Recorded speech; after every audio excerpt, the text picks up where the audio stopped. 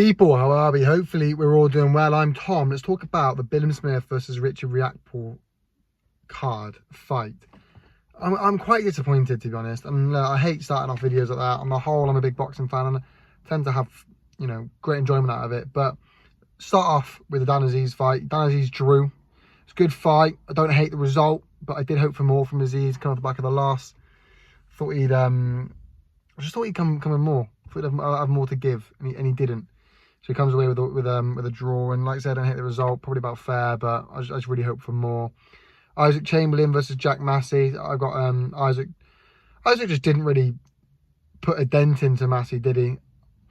I did think initially Isaac was on top, but then Massey got on top, and when he got on top, he just never seemed to let up on Chamberlain, if we're honest about it. And I just think I had high hopes for Chamberlain. I did have high hopes for Chamberlain, and it was close, and I think Isaac will beat himself up for that, because I'm probably rightly so, because I had high, personally going into this, I had high hopes for Isaac Chamberlain. Look, I think he's avoiding Chev Clark. I think he's avoiding Vidal Riley. I think that becomes a lot harder to avoid them now that you've lost. But you rightly so, you lost. I hope for more from you, and you were losing that fight. And credit to Jack Massey. He's a game opponent. He's a game fighter, and he came there to win, and he did just that. He won. I think Isaac Chamberlain's got to regroup, rethink, and he'll come again. And he's got to go again. What he does, you got the Chev Clark fight, you got the Vidal Riley fight. I know Vidal Riley just had a fight that he won, a British level, and I think Isaac can certainly compete. But I think that's the way he's got to go. He's got to go back. He's got to drop back down. And as much as he tried to avoid them and level up, from Chev and from Isaac, from Vidal. Unfortunately, that's the level he's at now. And yeah, moving on from that, you got Whittaker. He won by a shutout. He's had 8 fights now, and he's growing well. It's important to remember that he's growing well. I wanted to see something more though. I wanted to see something a bit more special from him. Especially after his last performance, I saw some people assuming. I saw some people naming some potential opponents for him, and there were names like Craig Richards mentioned, and just come on, he's not that. He's not that. He's not yet. Certainly, he's not yet. I think he's good. I do think he'll go on to be great, but he's not that yet. Let's diet down a bit. Let's calm down. He's young. 8 fights in. Let's not expect too much. Craig Richards certainly is wild. That's a bit outlandish almost. It's not. He's not that.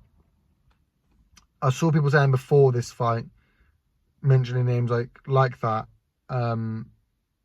Hopefully that stops. Hopefully that stops now. He's got a long way to go. I wasn't impressed by his last performance. I wasn't impressed by this performance. He won both times by a long way, by a fair margin. Let's say nearly a shutout, but he's not there just yet. But potentials. He's got heaps of it.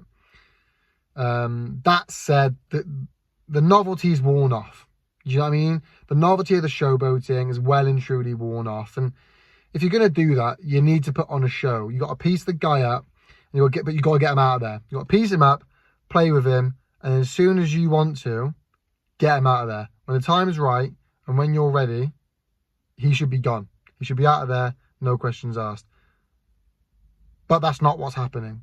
You're winning, and you're winning comfortably, but you're not stopping, guys. You're not putting on that show. I think is the bottom line, and that's the shame of it. You know what I mean? You're not getting them out of there, because he's got the ability for sure. And look, this isn't Ben Whittaker hate. I really like the guy. I think he's got a great future ahead of him. I think he's going to be great. But if you're going to do stuff like that, you're about to piece the guy up, and you're just not doing that. And get him out of there. And it's sad to see, because like I say, people are coming out to see him, and it's not going the way I think either of us would want it to. And look, the novelty's worn off. Moving into Bilham Smith versus Riakporhe, again, it was a disappointing fight. I mean, look, fair play to Bilham Smith, fair play to Chris. He did win, and obviously he beat Okoli. But both were boring fights. Both of those were really boring fights. He won them both, and he was an underdog in both. But both of them are boring fights. And I think obviously it takes two to tango, but Chris certainly doesn't help that.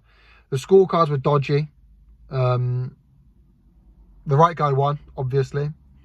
So much clinching. The scorecards were dodgy. What next? I mean, Riakporhe probably goes up and fights Okoli. That was either at heavy or Bridger. That was a bit of a rumoured fight previously. They both fought to the same guy. So I could see that happening. Either that, like I say, either at Bridger or heavy. But he's too old to rebuild his career at cruiser. And he's too big to rebuild his career at cruiser. So I think he goes up. As for Chris, look, people were talking about that fight as if he went to Russia to fight. People were talking about that as if he was like some crazy, away fighter. It was just wild. It was crazy. I get that Riakporhe supports Crystal Palace, but look, Chris is British. Chris is English too, and Chris is English too as well as Riakporhe, but he's also the champion. And that the commentators really pushing it, this whole away from home thing, that he was the away fighter. Come on, he was the champion. He's British as well. You know what I mean? He's English as well. He's a champion. He just beat Okoli. It was bollocks. That shit was just bollocks. It really annoyed me how much they just banged on about it. The commentators wouldn't shut up about it. But anyway, in terms of what's next for him, I don't think it'll be Riakporhe. I think looking at how it went, I'd be surprised if it's Riakporhe. I think we'll go on to try and collect all the other belts, and then go on and fight Riakporhe for like an undisputed fight. Look, I think the fight. I don't think it'll be Riakporhe undisputed. That's probably a smart choice. He's got his last couple of fights. Judging by his last couple of fights, and how boring they were, I doubt he's got a big draw on him. And I also doubt he beats Jai. So that's, the best move for him, I'd say, is to hopefully keep active. Because it's an aging division. And try and collect all of the belts. Unify the division. And then you fight Jai later on for an undisputed belt. And that's how you get the most money worth. Because you just fought Okoli, you just fought Riakporhe, both of which you were an underdog, both of which were hard fights. You cut yourself a break, try and get the other belts, go from there. Let me know your thoughts, people, in the comment section down below. Thank you so much for watching. Make sure you leave a like, comment, subscribe. You know how YouTube works, people. Peace.